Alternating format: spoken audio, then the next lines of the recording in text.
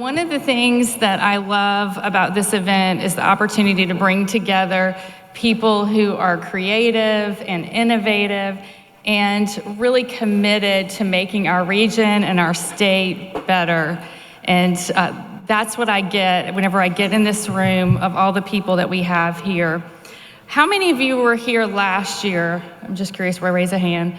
Quite a few. We did this last year for the very first time. We really didn't know if we could pull it off. So one of the things I have said this past year as we planned was, you can get something done the first time, but it's not until you do it the second time that you can prove you really know what you're doing, right? So, it's really thrilling to me to see all the people here in this room. Another lesson, we learned a lot of lessons last year. Another lesson I learned last year was, those of you who are here will know what I'm talking about, is that whenever you speak, you never want to follow Secretary Susan Bourgeois when you speak, because she does such a phenomenal job. And I told Dr. Wainwright, I said, I'm going to speak before Secretary Bourgeois this year. And he said, oh, you're going to make me speak after, are you? And I said, yes, I'm going to make you speak after. So I'm going to give you a few reminders, and then we're going to get on to our final closing conversation. A few things. Take a look at the back of your book, and you'll notice on the back of your book that we have a discount for reserving your tables for next year. You're going to come, just go ahead and reserve your table, do it now, and get that discount. There's a QR code you can scan. It'll take you to our registration page where you can do that. And we're going to have that open until May 10th. Also, just one more reminder about our cocktail networking right down the hall. It's going to be, again, it's under a tent this year. We have some snacks and those wonderful cocktails provided by Gnarly Barley and Sidewalk Spirits. And then last, you're going to receive an email from the College of Business with the opportunity for you to give us feedback. We listened to your feedback last year. We take it very seriously. We're continuing to want to improve and make sure this is worth your time. You're spending a day out of your life when you could do a lot of other things. And if it's not valuable to you, that's, it's missing the mark. So we want to make sure it's valuable to you. Please share your feedback with us. And also, you'll get copies of all the slides of our speakers here today, too. That's going to be in that link whenever you receive that email. So another thing we heard when I say that we listened to everything you said last year, one of the other pieces of feedback was we would love to hear from Secretary Bourgeois, again, an update about, she shared some information last year. You wanted her to come back. And boy, what a year she has had. So we are excited that we're going to be sharing the stage again with Secretary Bourgeois, and Secretary Revenue Richard Nelson will be joining her as well. Good luck, Richard, sharing the stage with Susan. And I'm also very grateful to Chris Masingill, who many of you in this room know as the CEO of the St. Tammany Economic Development Corporation. And Chris, I'm thankful to him. He never seems to flinch whenever I ask him to come into service and help with anything that we do, so I'm grateful to him. So as they come up here and get settled on the stage, I'm going to share with you a video from Senator Bill Cassidy. He wanted to be here with us today, but he was not able to make it. So I'm thankful to our friend Kathy Stewart. Kathy's out here somewhere. And I'm thankful to Kathy for helping to get the senator's recorded video to share with you today. So we'll go ahead and roll that video while our panel is getting settled. Hey, United States Senator Bill Cassidy here, thanking you for the invitation to just share a few words. Everyone knows that without jobs, without thriving businesses, there is no American dream. Thankfully, President Trump agrees. It's my job as your senator to make sure that the American dream is alive and well, and I'm with the president in making this happen. Together, we are looking to build an economy for 2050. Now, there's some things we've been working on this. For example, the Infrastructure Investment and Jobs Act. I worked hard with local leaders to make sure that Louisiana got maybe a little bit more than our fair share of the investment. As a result, Louisiana has so far received $10 billion and over $400 million of that to Tangipahoa Parish, for example, to elevate flood-prone properties. Over $200 million to Orleans Parish and much more. This funding has and will continue to allow many new projects benefiting families and communities in every corner of our state. It has created tens of thousands of new jobs, keeping residents here, bringing in new ones. Most importantly, it is driving investment in Louisiana. But there is more work to be done. Thanks to the IIJA, we are building American success stories every day. Two of those success stories are happening right here in our state. Hyundai is investing $5.8 billion in Louisiana. Meta is building a new $10 billion data center in northeast Louisiana. Again, further evidence that President Trump is right in prioritizing American investment. And economic solutions are starting right here in our state. More jobs, more manufacturing. Proof that President Trump's vision, I support that vision, to preserve the American dream is going to go well. Now, by the way, one thing I hear from folks in Louisiana is that you need skilled workers. As chair of the Senate Health, Education, Labor, and Pension Committee, also called the HELP Committee, I am working to enact workforce Pell. These Pell grants increase education options so a worker who wants to go back and upskill can do so even if they're not getting a 4-year degree. This is particularly important for Louisiana businesses.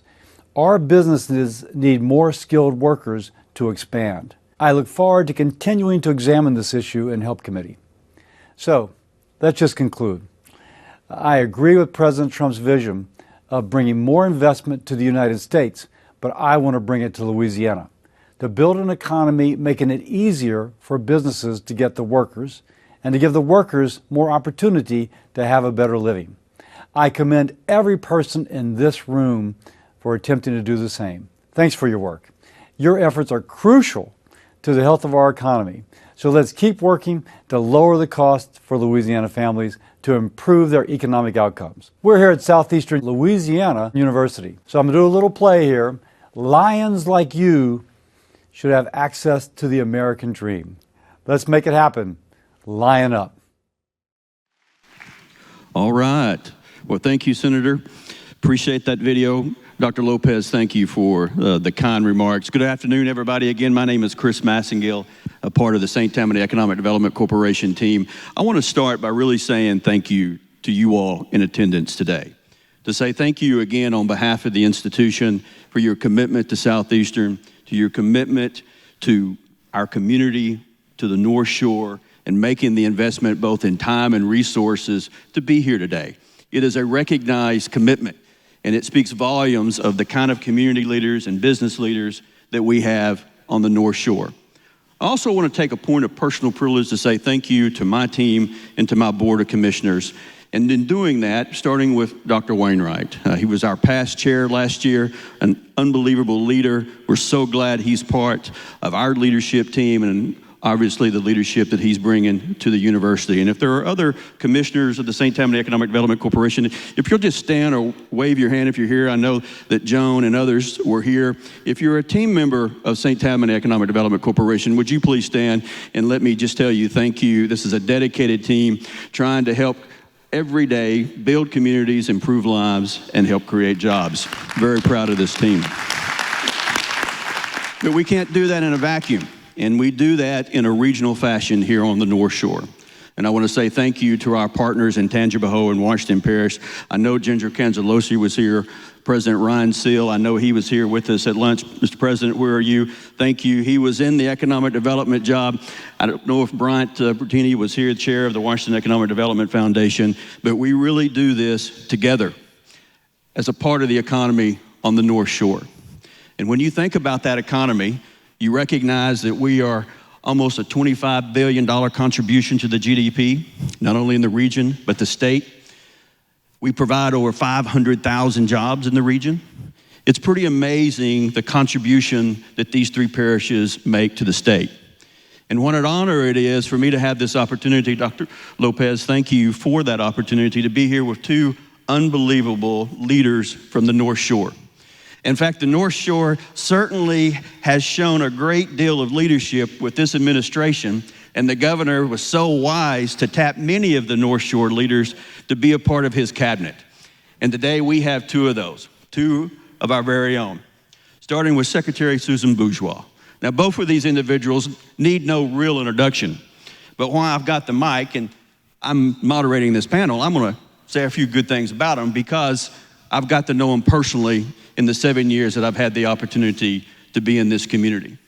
And Secretary Bourgeois is an unbelievable visionary leader. Almost 17 years running the North Shore Community Foundation, and before that in the private sector. It is well known her ability to take an organization and build it up in the sophistication and the vision that she has for running organizations. And I believe the governor saw that and said, come and let's do that to economic development, repositioning Louisiana to win. And Madam Secretary, you have certainly done that. And thank you for your mentorship to me, your friendship, and what you continue to do for Louisiana, St. Tammany, and the North Shore. Thank you very much, Madam Secretary. Mr. Secretary, absolutely. I didn't realize, it's clearly a good day at the office when your boss, who happens to also be the governor, say, hey, you're one of the smartest people I've ever been around. That speaks volumes of the kind of talent we're producing on the North Shore and in St. Tammany. But Secretary Nelson, in all seriousness, again, thank you for being here. It is clearly not lost on us, your drive, your commitment to the community, the love that you have for your home, becoming a lawyer, graduating with an engineering degree, serving our country and our nation in the foreign service, being shot at, recognizing if it's probably time to come home and bring my family back home. A few tours in Afghanistan will do that to you, but your service is certainly commendable. And then recognizing you wanted to do more when you got back here.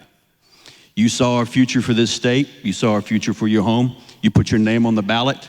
And anybody that puts their name on the ballot, that is not easy. People love you and hate you all at the same time, and half the time they don't even know your name. It speaks volumes of your commitment to your community. And the governor saw that too.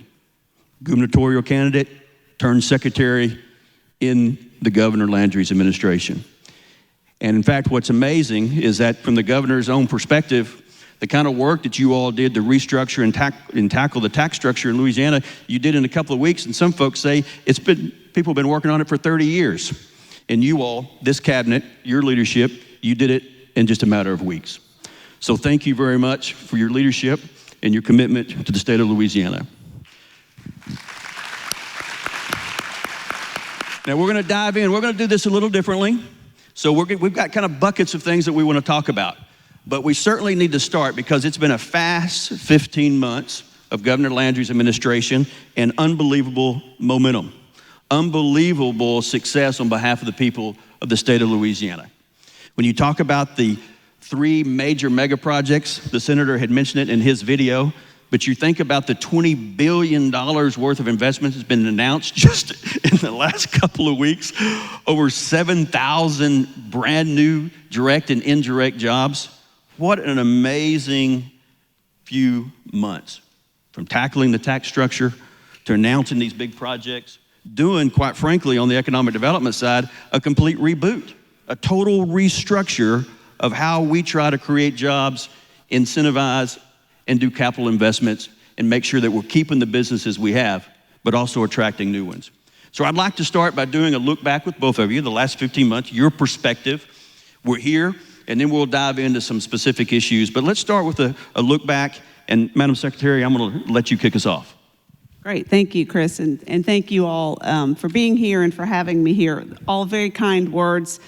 And I do love that everyone talks about our projects, right? So it's not a secret anymore, and that'll be part of the punchline that I talk about. But if you were at this event last year, you heard me say that the primary reason that I was offered this job was that Governor Landry had an absolute vision and dedication to the fact that there were so many systems inside of Louisiana and inside of Louisiana government that simply weren't working for the outcomes we deserved. And he was committed to blowing up those systems. And I thought, that sounds kind of interesting, right? Blowing stuff up, and it wasn't stuff as he described it, but blowing stuff up about Louisiana and the way we do things, it was very compelling to me because much like all of us in this room, I had reached the moment that some of us have where it became real for me that my 20-something-year-old children were making decisions about, because they believed it was their decision to make, about leaving for opportunity or staying home for family. And it's unconscionable to me that we in Louisiana have accepted that as a choice and a reality for a very long time. So we jumped in very quickly to the opportunity to change some things, believing that economic development and economic opportunity and the opportunity for prosperity was the only thing that would actually change that trajectory. So we very quickly got about reinventing a department that had, for a very long while, acted more and more like a regulatory agency than a business-friendly organization, and that was almost metaphorical for how Louisiana had been behaving. I read an article in the Wall Street Journal right after I got appointed, and there was a quote in it that said, "Capital flows where it's treated the best." And that was such a simple aha moment for me to think, that's the banner under which we have to do everything. Capital flows where it's treated the best. And so we got about developing a restructuring and structuring a department that would treat capital that way. And I think the governor very quickly got about creating a state government, tax policy, education policy, public safety, so that capital can flow where it's treated the best. So, Chris, I can go into lots of the specifics, but Save I know some of that good stuff. Yeah, so we did a lot of things to change that. Awesome, thank you. Mr. Secretary?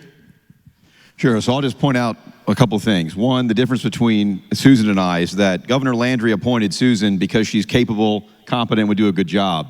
He appointed me Secretary of Revenue to get back at me for running for governor against him, so that was why. But it has been a pretty exciting, I'll tell you, it's been an exciting month or whatever it is, exciting year and a month now. I was in the legislature for 4 years. I mean, some of you might know I represented here Mandeville, District 89. But, you know, it was a frustrating 4 years to be in the legislature because there was all these things we wanted to do and we never got any of it done, right? And I think that could basically describe Louisiana for the last 50 years, is there's a whole lot of things we wanted to do and we really couldn't get any of it done.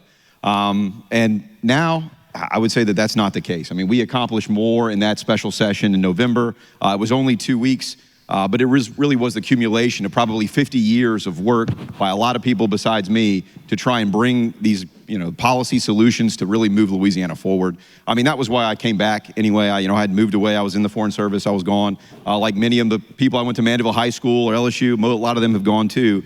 But I wanted to bring that opportunity back here to Louisiana. And I knew we had all these self-inflicted wounds, especially in our tax policy and a few other areas that we really could fix. And those solutions have been out there for a long time. You just lack the political will and the courage to go and get it done. And so, you know, the governor, I might have ran against him, but he and I agree 100% on that, is that we needed to make big changes and we needed to make them quickly. And so we've been on the same page from day one that we needed to do these really make these leaps as far as policy goes. And really we did that. So we made a bunch of changes to the tax code, completely revamped it. I mean, in just a short special session, we dropped the top income tax rate down from 4.25% down to 3%, one flat rate. That is the second lowest in the country now. And that's pretty significant. Just a few years ago, the top rate was 6%. Now it's 3%. So that's a big driver. When you look at states like Texas and Florida, you don't have to be an accountant to understand, hey, look, they've got no income tax. That's the direction we're going in. I think we'll get there. Y'all might have heard, is Mississippi's getting rid of their income tax? Have you heard that? Everybody heard Mississippi's getting rid of their income tax? Well, Mississippi aspires 5 years from now to have the same rate Louisiana has today. So, you know, that's them. Mississippi's getting rid of their income tax. We're already 5 years ahead of them. So just to put that in perspective. We made a lot of changes to the corporate code too that have been really bad. We got rid of the corporate franchise tax. It's basically a wealth tax on corporations. That's been in place since Huey Long in 1934. So you've heard me speak before. I blame Huey Long for a lot of our problems, but that's one we got rid of. So for the first time since 1934, Louisiana won't have a corporate franchise tax next year. That's been driving companies out of the state for the last 100 years. So we lowered the rate. The top corporate income tax rate was 7.5%. That was the highest in the South. And so, I mean, I know Susan, we talked about this many times. She's got to go on these pitches to get companies to come here and say, come to Louisiana, you can pay the highest corporate rate in the South. That's a tough sell. Now you're paying a pretty competitive rate, especially in the country, a pretty competitive rate. We have the second lowest rate of income tax, and we don't have a corporate franchise tax. So we are really in a position where Louisiana, the tax policy was something that made us we were just a flyover state, because if you didn't have to come here for some other reason, the tax policy was bad enough to drive you to go somewhere else. Now, it is absolutely not. We're one of the most competitive tax environments, especially on the corporate side. We're going to continue to work on that, to continue to make it better. But I would tell you the future is brighter in Louisiana than it's ever been in any of our lifetimes. So, I'm happy to have worked with Susan really closely to try and fix these problems. Governor Landry, the legislature, it's been a very all hands on deck approach to saying, let's make things better, let's focus all we can, and let's do it quickly. Mr. Secretary, let's stay on that. Great, thank you very much. This is awesome. Give a round of applause for that. Because we are extremely competitive, and I'm going to come talk to this competitive piece, so I'm going to come right back on that piece. But while you've teed us up, give us a little bit of kind of insight of the sausage grinding. How did you approach this? Like, what was the target? Yeah, so Susan knows this. We started in January, and so I sat down with the governor. Of course, I ran against him. We weren't on the best terms, but I sat down with the governor. I said, listen, I want to know, tell me where's your line between good policy and tough politics? Because generally those two things oppose each other, right? It's kind of like going to the doctor. If they told you, you could sit on the couch, watch TV, and eat all the chocolate you want, you'll be healthy, it would be great. But that's not the case, and in policy is the same way. The harder the policy is, probably the better it is for everybody. And so he told me, look, everybody's going to be mad no matter what we do, so you might as well just do the best thing. And that's what we ended up doing. And so we went through probably 30 iterations of our tax reform proposal. I'm an engineer, so I started with the best design, and then we work with the politically possible design. And I think even once it gets to the Senate, all that gets thrown out of the window a little bit. But at the end of the day, we really did go through about probably 30 different iterations of this is what we want to do, this is the perfect policy. Okay, well, what can we do a little bit? And every time we had a meeting, we went all over the state to get stakeholder input. And then we came back with a plan that we rolled out over a couple months before the special session. The session was relatively short. I know there's been some criticism, hey, that session was really short. I say it's kind of like a rocket launch. There's a lot of work that goes into the rocket launch besides the 2 minutes that the rocket's igniting. And so that's really what it was, is we prepared for basically a year before we had that special session of building the best package we could, and then getting it through the legislature, getting the buy-in in the front end, and working with everybody across the state. Tax is very difficult because I'll tell you, there's not a single person in this room that was not impacted by those tax reforms. Not a single person. There's not a single person in the state that wasn't impacted. And so that creates a lot of different interest groups. It makes it very difficult to pass. But we were able to do it. I mean, it was building on 50 years of work up to that point, so we didn't have to reinvent the wheel. But it was very difficult. It took a lot of courage on behalf of the legislature, and I think to the governor too, to push it. But it really was, I would say, almost a perfect storm. I don't know if we rolled the dice 100 times, I don't know that we'd be able to solve the problem again to the extent we did. But it really was, I can't downplay it enough. Even though Amendment 2 failed on a ballot, that was some final pieces to that puzzle. We still got about 95% of everything we needed to do was accomplished last November. So that is it's going to be a monumental change. I think you've already seen it with the projects that have been announced, and I think the other things coming down the pipeline. But you're going to look at a Louisiana for the next 5 years will be nothing like the last 50. And so I can promise you that, and I think that is great news for everybody. Richard, are you going to let me talk ever? I'm just kidding. No, I want to say something real quick to Richard. Go ahead. Richard was and is absolutely brilliant in the way he did this, because at the end of the day, I'm going to really describe for you what it was. It was a giant Jenga tower of tax policy. And every time something came up from a political perspective that we might had to pull it out a little or a lot, Richard and his team were continually making sure that that piece was okay to come out and the whole tower wouldn't fall. And I will say that in the amount of work can't be understated, but getting to that point and the importance of what we accomplished and the way we accomplished it is as much of the story as the tax policy itself. Well, let's stay on that a second, because clearly the implications was significant for economic development and LED. How did you balance that? What was your litmus test? How did you guys work that? What was the focus? Well, there were some very specific things to economic development in the package, not the least of which Richard met with me about 4 months before we rolled out this package, and he said, you should probably know this, but what I'm going to propose to the governor eliminates all your incentives. That was a great lunch. Good day at the office. That was a great lunch, by the way. Yeah, it's a great lunch. So my immediate reaction was no. And the more we talked and the more we looked at it, it created for us an incredible opportunity to say, it's time to reinvent and reimagine these anyway, right? We were executing on incentives that had been developed and in many respects cobbled together, not unlike the tax policy had, where it was tweaked for this special interest or tweaked for this reason. So from a practical perspective, this tax session eliminated the vast majority of the tools in LED's toolbox from an incentive perspective. But if you look at the building of the toolbox itself, it gave us a much, much more competitive box, right? The incentives, to me, I always refer to them, there's no press in the room, but at the end of the day, they are kind of like Bed Bath & Beyond coupons, even though Bed Bath & Beyond doesn't exist anymore, right? You're not going to Bed Bath & Beyond for the coupon, you're just using it at the end.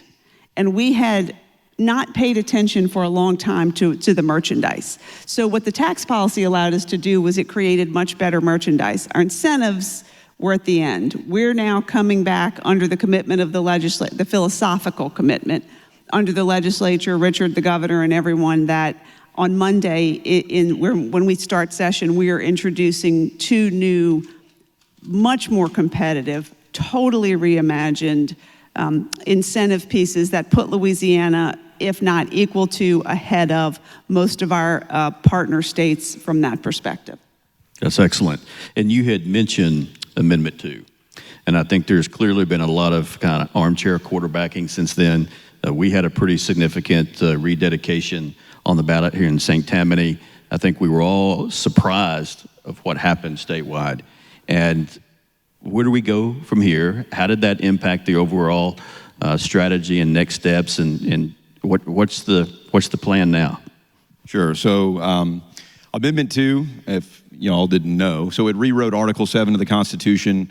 It's the longest article in the Constitution. It's actually longer than the original 1974 Constitution. It covers revenue and taxation. And so basically, this has been cobbled together the last 50 years or so. It's actually 80% of all the amendments that have been voted on have been to Article 7.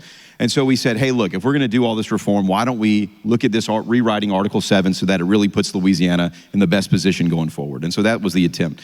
And obviously, I think we failed in our ability to educate the public on what it did and made them comfortable with it. I think that's on us. At the same time, there was really nothing in there that was bad policy. It was all things that are absolutely the best thing to do for the state. I think we're going to revisit some of that in the session to try and break it up into some smaller pieces, maybe simplify it a little bit so that we can get some of the most important things done. It doesn't have that big of an impact in tax policy. I mean, there's really only the inventory tax that businesses have to pay. That was in there. Unfortunately, that has to be done constitutionally. Other than that, there weren't a lot of tax consequences, mostly spending changes. It did give the legislature some more flexibility, paid down a lot of debt, gave the teachers a permanent pay raise. So I think some of those things are going to be revisited in this session. I was in the legislature before. Sometimes good ideas take a few years to percolate before they can come to fruition. And I'm hopeful that will happen with a lot of the things we put up in that amendment. It did fail. I mean, I think people were just kind of in a no mood. I heard that, your amendment's too complicated, but then Amendment 4 was, should we elect judges in the next election? And that one also failed by basically the same percentage. So people were very much against just, I think, anything. They've had enough change maybe, but I think in the future we'll have the ability to put some of those pieces forward again. It had somewhat of a budget impact. I think we're going to be in a slight budget deficit depending on how collections come, but it's a lot smaller than it would have been if we wouldn't have done the special session last year.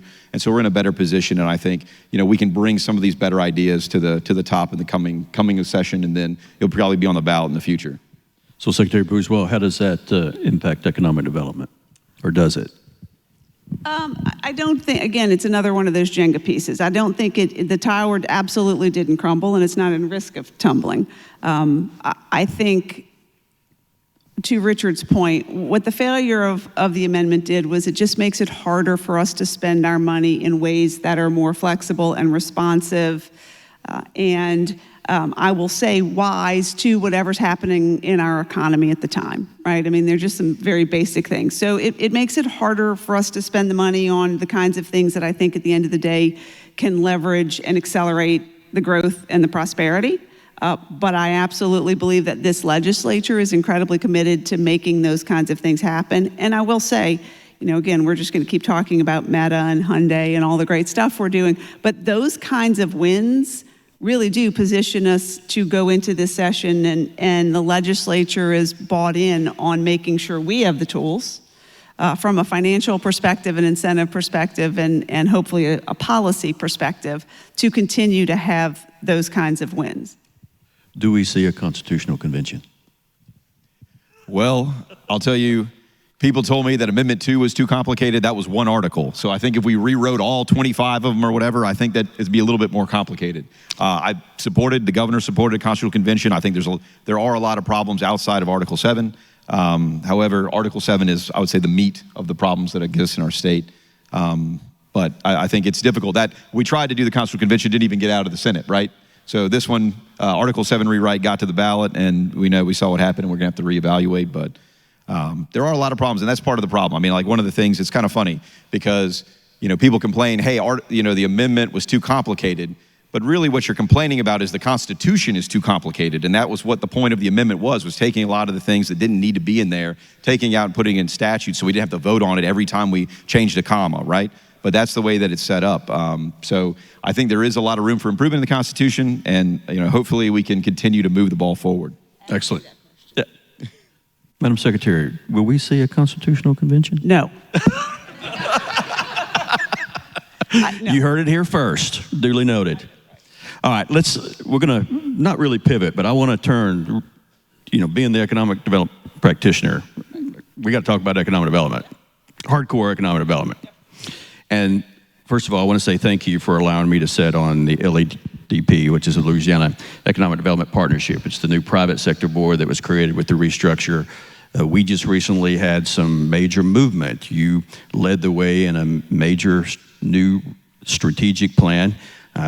I'd love for you to talk about that, and particularly how that's reshaping how we continue to win. Yeah, so if you haven't heard, we keep saying everything. We do a lot of things under the mantra of positioning Louisiana to win. So when I came into the department 14 months ago, I discovered that we were still operating under a strategic plan that was done 16 years prior. Our Department of Economic Development in the state of Louisiana was operating under a strategic plan that was done before the Haynesville Shale went into production, before fracking in Louisiana was a thing. We hadn't done a plan to change anything about what we thought we should be doing. So it was critically important to me as a leader, but I think to the state, to really investigate and be wise about how we take the God-given assets, and there are a lot of them. In many ways, it's almost a curse of riches when you look at the asset side of our economic development equation, and focus on where our most acute opportunities lie. The governor said early on in a speech, when you're dead last, you run fast. And while that's not one we want to say publicly a lot, he's not wrong. So to me, the point of the strategic plan was, what is the opportunity before us now, right?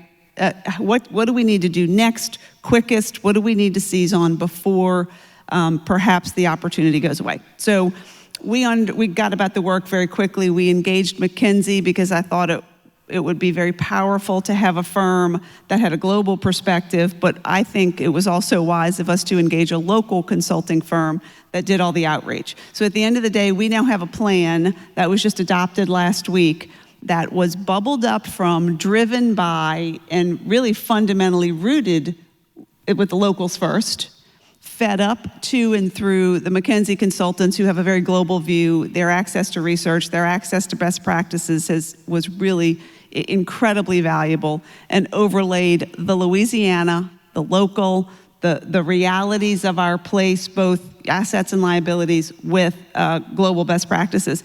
And that plan was released last week, and it really tells us where we need to be going and what we need to do right now. Interestingly enough, a lot of what it tells us to do were elements of, I use the meta deal as really the prototype. And it was not by design, it was by default. But the plan is telling us now make it the design. Not the least of which is a whole of government approach, which I now call a whole of Louisiana approach, to get Meta to do what they did in Richland Parish. And if you haven't heard the details, this is the important piece I'm going to tell you. Meta is building its largest AI center in the world in Richland Parish, and continues to this day, even post-announcement, to accumulate more land to make it even bigger. In Richland Parish, Louisiana, the Mississippi Delta, where 32% of the people live below the poverty line today. So, to me, how do you take the elements that made that deal possible in 8 months' time? And anybody in this room who knows economic development knows that doesn't happen in 8 months. And so what McKinsey has recommended to us is creating a formal structure in state government and with our local economic development partners and with our other constitutionally created government agencies to make sure there is a whole of government approach so that we can do all of it, just like we did the Meta prototype. That's so on point, and we're so excited about the strategic plan. We're launching our second 5-year strategic plan, and the timing couldn't be really any better to really align these, focusing in on our legacy industry assets, and then having the opportunity to really be aggressive with business attraction and the marketing. And you mentioned the whole of government, the whole of Louisiana, and with Secretary Nelson being here, what does that mean to you when she says that, Secretary Nelson? How has that directive been communicated across the cabinet, and particularly with you all working so closely together with all the tax restructuring? When she says whole of government. So I'll give you a funny story, right? So I was sitting in the House Ways and Means Tax Committee, and I was about to kill a bill that I did not like, and my phone rang, and I saw it was Susan, and I was like, well, maybe I'll just walk outside and answer the phone. And so I walk outside of the committee, and I answer the phone, and she says, hey, listen, we're going to do this. We're going to have to make some tax changes in order to get this big project. And I had no idea what it was about. And she's like, but I need you to not kill this bill. And I was like, well, I was just sitting in there to kill the bill. She's like, well, no, we need it to try and attract this big project that I can't tell you anything about. Just go back in there and tell them how great an idea the bill is. And if anybody knows anything about me, I hate tax credits. I hate all this stuff. And this was like a tax credit kind of bill. And so I go down there and I was like, this is a great bill, guys. I think you really need to go ahead and pass this. And we didn't amend it, we didn't change it, we just told them that it was a great idea and they needed to pass it, and they did. And basically we needed that to go through the process so that we could, basically do a sales tax exemption for the equipment that they put in these data centers, that every other state has this exemption, we didn't. But so I was just about, literally, I was sitting at the table to kill the bill and Susan called me. So, I would say that's our whole of government approach. And I think to your point earlier, you said, well, what is the coordination? Susan and I both live in St. Tammany, and we had to drive, an hour and a half to Baton Rouge every day. So we had a lot of conversations on that drive in of all the things that we needed to do and work on. And I don't know, if we both lived in Baton Rouge, it probably would have never happened because we would have never had that time to talk, to just be dedicated. But I think both the two of us, and I think the other cabinet secretaries, DOTD, I think is also accessible. We work together to try and solve the problems. And I don't know that existed that well before. I think, from a legislator perspective in the previous administration, stuff just never got fixed. My phone calls never got responded to. And now I can say, hey, Susan, I think just yesterday or 2 days ago, I said, hey, a legislator called me and they said they got his project. Who do I need to talk to? And I called her right away, and she sent me a contact, and I sent it to him right away. So, that's the kind of thing of, I know the lady from Chick-fil-A was up here before. We're trying to make Louisiana the Chick-fil-A of state government, right? We're trying to make it as easy to go in there and order a chicken sandwich and get through the line as quick as possible. So that's what we're working on. And I think we're making significant progress in doing that. Maybe there's still work to do, I'm sure, but we are working on it. Now, I call that good government. The Chick-fil-A, that's going to be the quote of the day. I hope State Tammany Parish government's also here, because I want to echo that and be an advocate for the Chick-fil-A of government philosophy. So I think you wanted to say something. Yeah, I want to sort of develop his story, and he's exactly right. The other piece of that, this is the kind of system we have to formalize. When the governor and I knew about Meta, but nobody else, because we were NDA could, the governor called a meeting of most of his cabinet, not everybody, but there were about 6 or 7 folks who he got there, and he got the Speaker of the House and the President of the Senate, and he said, I need you all in my conference room at 3 o'clock on Tuesday, whatever it was. I can't tell you why. And he got everybody there, and I was there, and he said, we have an opportunity, but leaks kill deals. And he said, so I'm going to tell you, if what we're about to talk about gets out and I find out it was you, you're fired. That's how serious he was about this. And he looks at me, it was all very dramatic. And he said, Susan, hand them out. And I handed out blank NDAs to every cabinet secretary there. And he said, just sign them. And he said, you're signing on behalf of your whole department. And we all signed them. And then he said, I had already signed them. And then he said, now tell them what it is. And I told him, and the excitement and the opportunity, it bound us in a way that then played out in the whole process. Richard had to move heaven and earth as it related to a single tax credit. If that didn't happen, they don't come, period. Tyler Gray, our Secretary of Energy and Natural Resources, had to do testing and had to do permitting and had to do land work without anybody knowing about it. DOTD had to change road patterns, right? Had to identify traffic studies without anybody knowing it was happening. Our Secretary of the Workforce Commission had to identify what training programs we were going to put in place.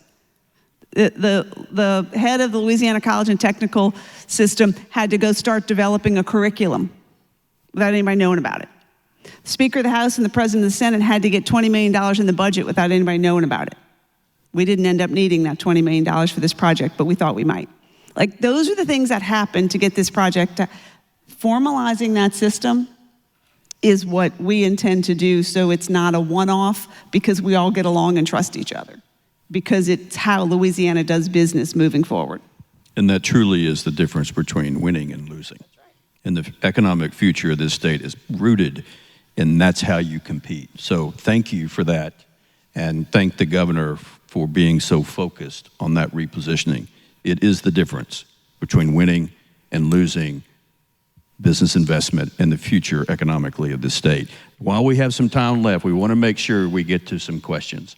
And so with that, we'll take a few minutes and take some questions. The first question is, do Susan and Richard carpool to Baton Rouge? We don't. We shouldn't, because do you hear how much he talks? Well, I talk a lot too. No, we're both. Are you on the phone the entire time? I work the entire time, as does he. No, we do not. Yeah, so I would talk. I talk basically the entire way there, the entire way back, and then sometimes I'll park in my driveway, and my kids will come be banging on my truck window like, "Daddy, what are you doing?" And I'm like, "Oh, 1 minute, I got to finish this." But so yeah, we basically just, I think, rolling mobile office now. That's how it works. All right, what's next? A big part of economic development is education.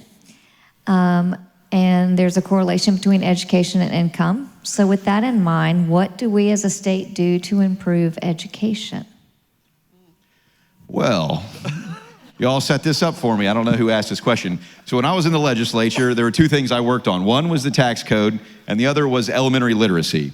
And so I'll tell you that right now, the last nationwide scores came out a few months ago, and Louisiana is 16th in the country for fourth grade literacy, 16th. And that's from like 49th, like not too long ago. We're number one in games. Yeah, and so it was number one. And I mean, look, there were articles, every article you read about it was like, everybody went down from COVID, every single state, I think, and they're like, except Louisiana, what the heck did they do, right? And so, it wasn't just me. I brought a couple bills in the legislature that really addresses literacy problems. Mississippi has made significant strides. I've really just looked at what Mississippi did, tried to bring that model here to Louisiana. I think Dr. Cade Brumley has done a great job as the superintendent of the Department of Education to implement a lot of those changes, and then teachers have done a great job, I think, in teaching kids how to read. But that is a huge night and day change, right? We went from, I think, 49th or so a couple years ago to now we're 16th. And we had the greatest movement ever. So we are moving significantly in the right direction. And it was an increase in the score. It's not just because everybody else fell. It was because we continued to improve even with all of the COVID disruptions, right? So I think it's a monumental achievement that, we're used to in Louisiana kind of always making excuses for, why we're at the bottom, why we're here, Now I tell people you can go in the airport and you can pick out anybody in the airport lounge and say, hey, guess what? My kids can probably read better than yours. That's never happened in Louisiana before, right? And so, and you're also looking at it from Louisiana as like the second poorest state per capita or whatever than in the country. And so our kids are better readers than almost, states that are significantly more wealthy than us. So it is a significant achievement. We've made similar strides in the tax side too. So, I joke about it, but before when I came back home, I was foolishly optimistic about the future of Louisiana. I am more confident in the future than I've ever been before.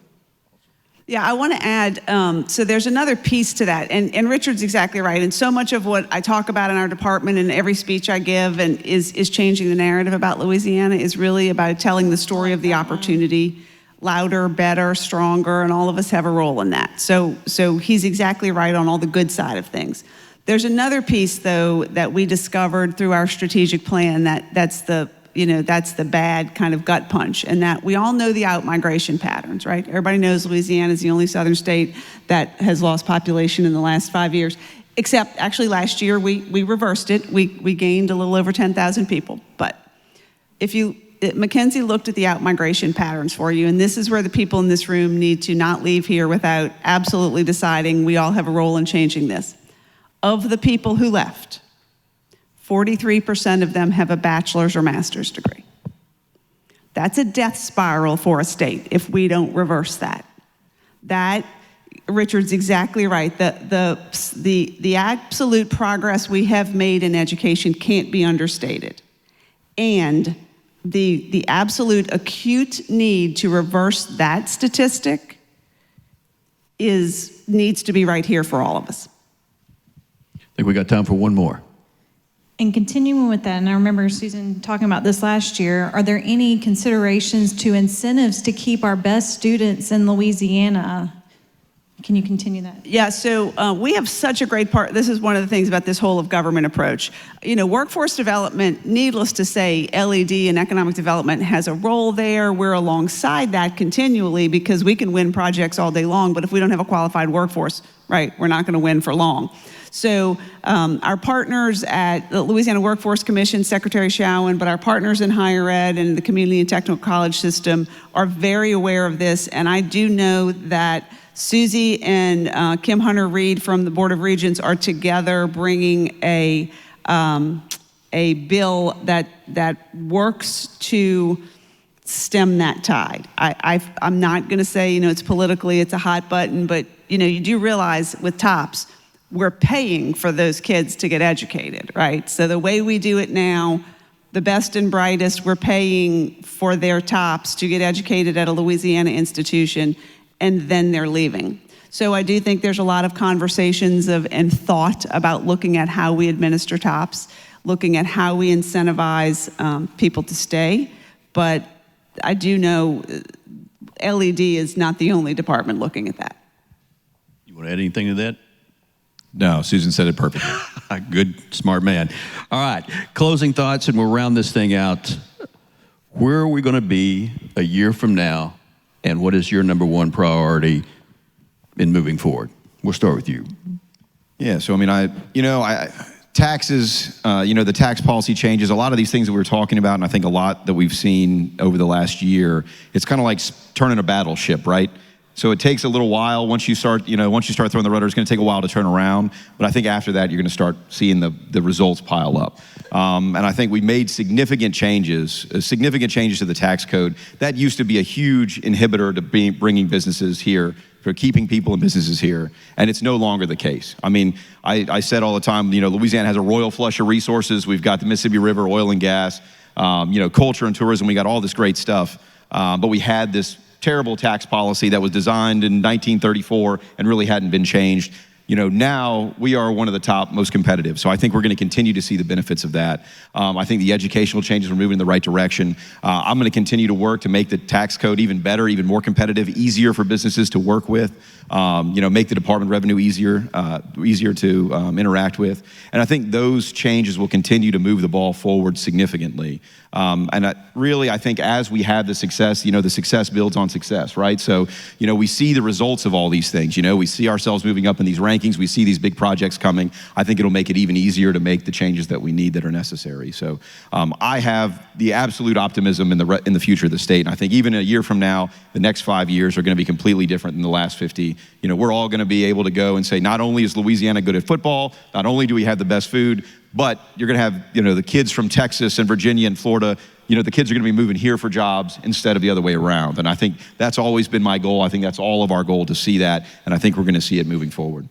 Excellent. Madam Secretary, you have the last word.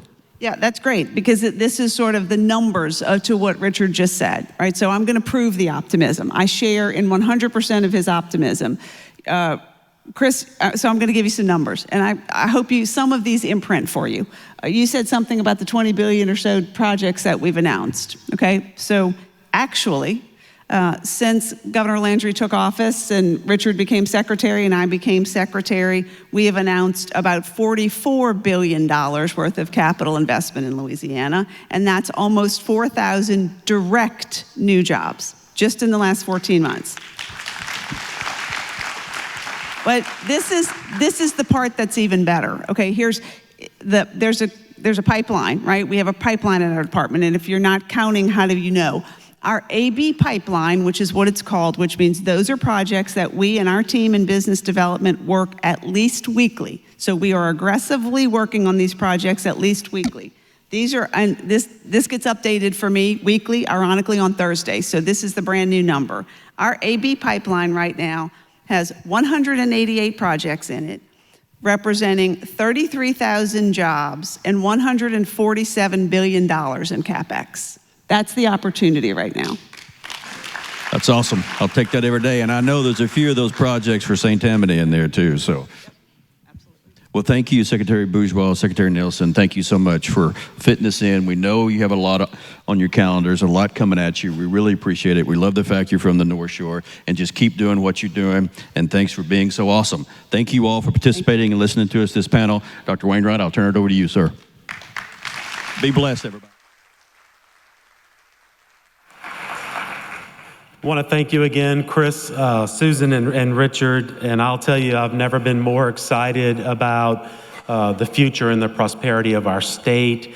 And so when you look back at just the two examples we have here, and I'm so grateful that our students got to benefit from the panel discussion this afternoon, for them to see leadership in action, for both of you to walk not only our students but our community through what had to happen and how it had to happen to prove concept and success for Louisiana. And you know, as a parent like Susan, of both of our kids or our children are the same age. Funny story about that, but I won't go into it. But Susan and I have been on this journey a while together, and we've had some very serious conversations about the future of opportunity for our children, knowing she's at the helm, leading that effort, coupled with Richard's expertise and experience as he and his wife are bringing forward our future generation. It's really exciting. And thank you all so much again for your dedication and leadership. The work is 24/7. We know that. We appreciate that and value all the contributions you give us. Thank you. I want to thank everybody. Yes, thank you. So I must indulge because I have an extra 2 minutes. My wife volunteered me to bring my son to childcare on the first day. And it happened to be the same day Susan was bringing her son Joshua to childcare. Our sons were born, I think the same week. And we were all working parents.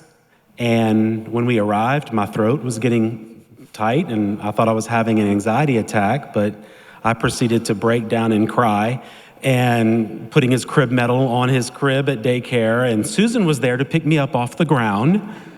We did not know each other. That was the first time Susan and I met one another, and we've built an incredible friendship since then, and that just really speaks to her strength and her promise and what she sees for the future. I want to thank each and every one of you for being with us today.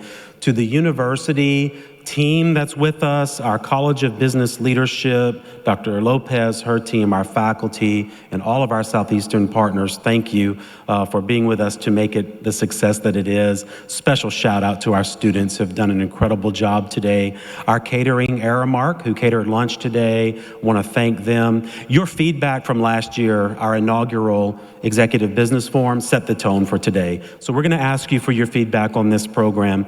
Please be honest with us and share your insights on not just what we can do different next year, but additional perspectives you would like to see brought forward. We certainly want to do that. I want to encourage all of you, please stay just a few minutes or stay as long as you want for our social. We want to thank Gnarly Barley and our sponsors for giving us the opportunity to have a networking reception after today's event. I want to thank all of our speakers, again, our panelists, our sponsors, just incredible contributions to today, and I'm bullish on the future of our region and the role that the Greater North Shore region will play in the prosperity of Louisiana. If there's anything that any of you in this room need more of from Southeastern Louisiana University, you pull one of us aside today, because our mission is to lead the educational, economic, and cultural development of Southeast Louisiana. We've been doing it for 100 years, and we look forward to a future of promise. Thank you all for being with us today. Have a great rest of the day. Enjoy the social.